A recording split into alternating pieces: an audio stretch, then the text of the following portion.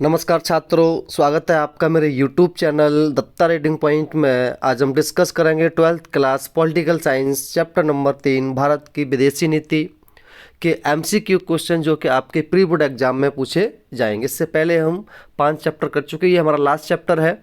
अगर आपको वीडियो अच्छी लगी हो तो आप इसे लाइक करें, दोस्तों में शेयर करें और चैनल सब्सक्राइब करें ताकि आपको और भी वीडियोज़ मिल सकें सेकेंड टर्म के लिए। चलिए, पहला क्वेश्चन आपका है, दूसरे विश्व युद्ध के दौरान इंडियन नेशनल आर्मी गठन किसने किया था? तो ये किया गया था सुभाष चंद्र बोस द्वारा। नेहरू की विदेशी नीति के उद्देश्य थे, तो यहाँ पर आपका सभी हो जाएगा। विदेशी नीति का अर्थ है, यहाँ पर भी सभी हो जाएगा, आप देख सकते हैं, जिसके द्वारा देश अन्य देशों के साथ अपना संबंध बनाता है, राजनीतिक गतिविधियों में भाग लेता है। भारतीय संविधान के किस अनुच्छेद में विदेश नीति के मूलभूत स्रोतों का समावेश मिलता है? तो ये मिलता है आपका अनुच्छेद 51। भारत की विदेशी नीति का मुख्य निर्माता किसे माना जाता है? तो ये है जवाहरलाल नेहरू। जवाहरलाल नेहरू किस नीति के समर्थक थे?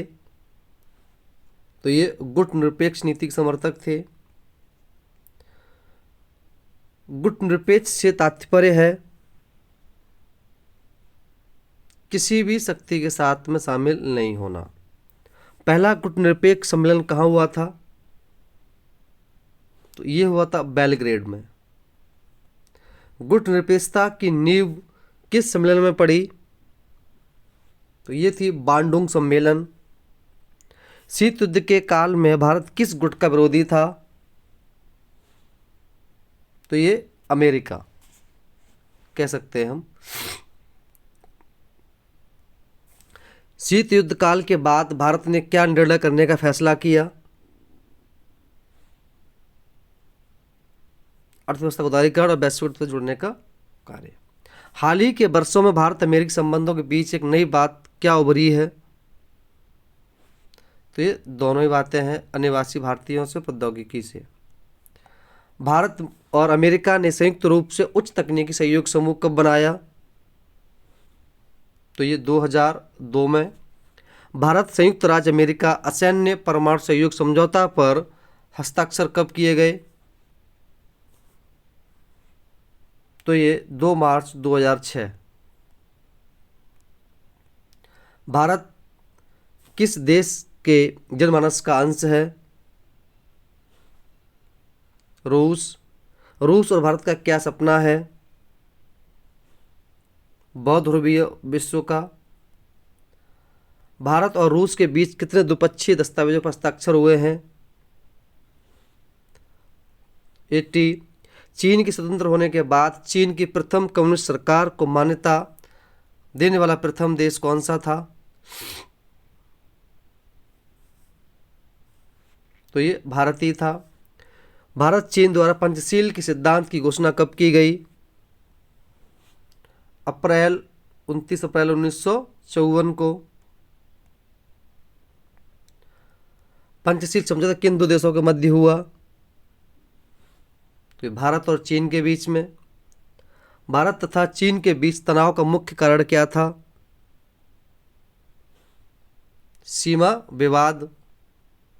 2018 में इजराइल के प्रधानमंत्री कौन थे? Benjamin Netanyahu.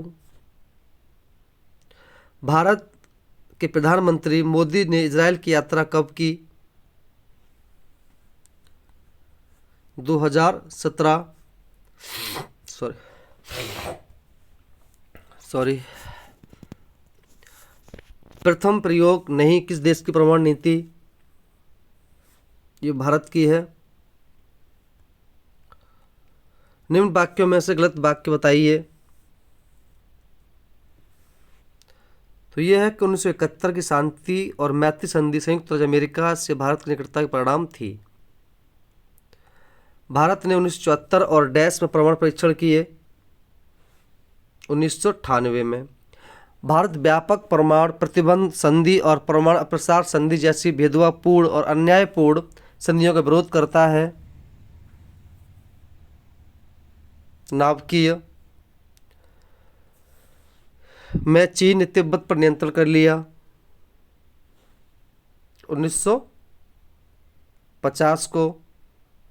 तिब्बत के पारंपरिक नेता दलाई लामा ने कब भारत में शरण मांगी? 1959। डैश में भारत ने इजराइल के दूतावास की स्थापना की? 1992 में। पंचशील की घोषणा प्रधानमंत्री नेहरू और चीन के प्रमुख ने की थी? ये थे चाउ एन लाई। ये बोर्ड के एग्जाम में आपको क्वेश्चन बहुत ज़्यादा हेल्प करने वाले हैं। भारत ने सदैव किस बात का विरोध किया है? सभी। नेहरू की विदेश नीति में प्रथम प्राथमिकता किसे दी गई? ये दी गई राष्ट्रीय हित को। नेहरू की विदेश नीति का सबसे महत्वपूर्ण सिद्धांत कौन सा था? गुट निरपेक्षता। गुट निरपेक्षता क्या है? किसी भी गुट में शामिल न होकर तर्क अर्थात न्याय के आधार पर समर्थन करना। Option number A. नेहरू युग में हमारे देश के कुछ राजनीतिक दल या समूह ऐसा क्यों मानते थे कि भारत की मित्रता अमेरिका नेतृत्व वाले गुट के साथ अधिक होना चाहिए?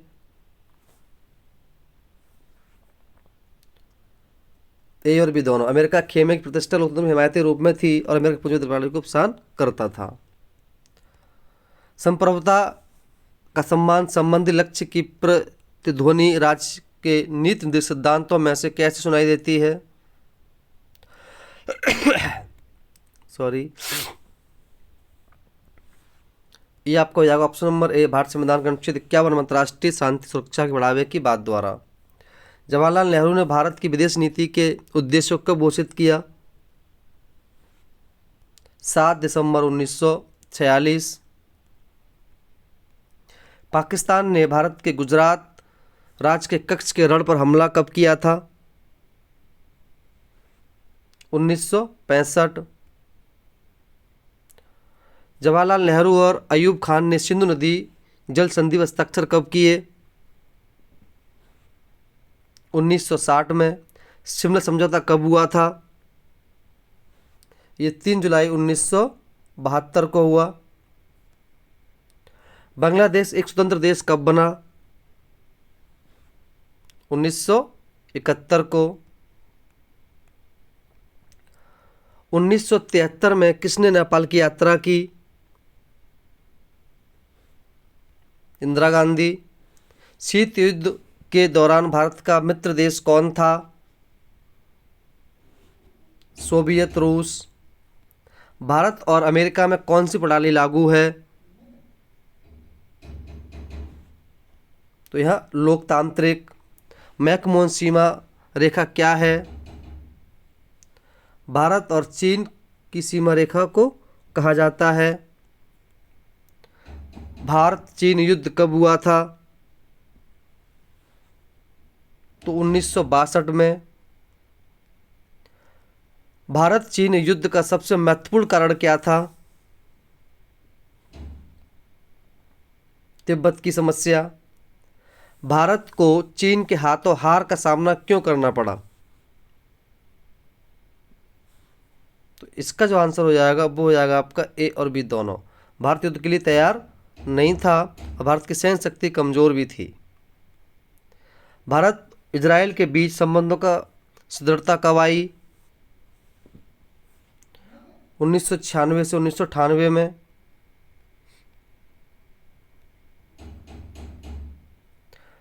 प्रधानमंत्री नरेंद्र मोदी ने इजराइल की यात्रा कब की थी? तो ये 2017 में। इजराइल के प्रधानमंत्री बेंजामिन नेतन्याहू ने भारत की यात्रा कब की थी? 2018। भारत ने अपनी विदेश नीति में क्या लक्ष्य सामने रखा? तो ए और बी यहाँ पर थे। सभी राष्ट्रों की संप्रभुता का सम्मान, शांति बनाए रखना। विदेशी संबंधों का क्या आवश्यकता है? तो सारे हो जाएंगे ये। नेहरू की विदेश नीति के आधार थे?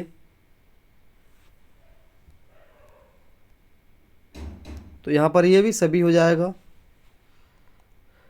Liberation tigers of Tamil Eelam LTTE किस देश से संबंधित है?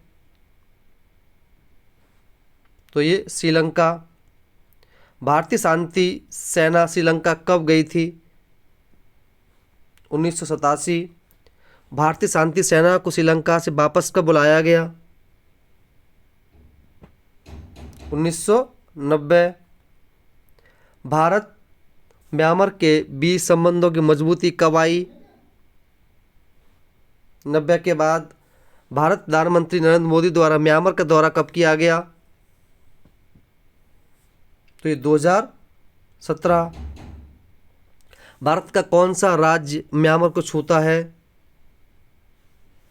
तो ये सारे राज्य जो हैं म्यांमार को टच करते हैं भारत के।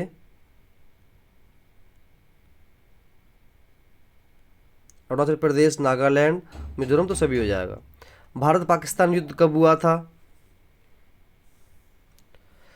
तो 48 में भी हुआ, 71 में भी हुआ और ये 65 में भी हुआ। 71 के भारत पाकिस्तान युद्ध का सबसे महत्वपूर्ण कारण क्या था? पूर्वी पाकिस्तान में अशांति। ताशकंद समझौता कब हुआ था? तो ये 1966। तो दोस्तों ये थे आपके कुछ मोस्ट इंपोर्टेंट प्रश्न जो आपको एग्जाम में पूछे जा सकते हैं। अगर आप चैनल पर नए हैं तो सबसे पहले आप सब्सक्राइब करें, दोस्तों में शेयर करें। धन्यवाद।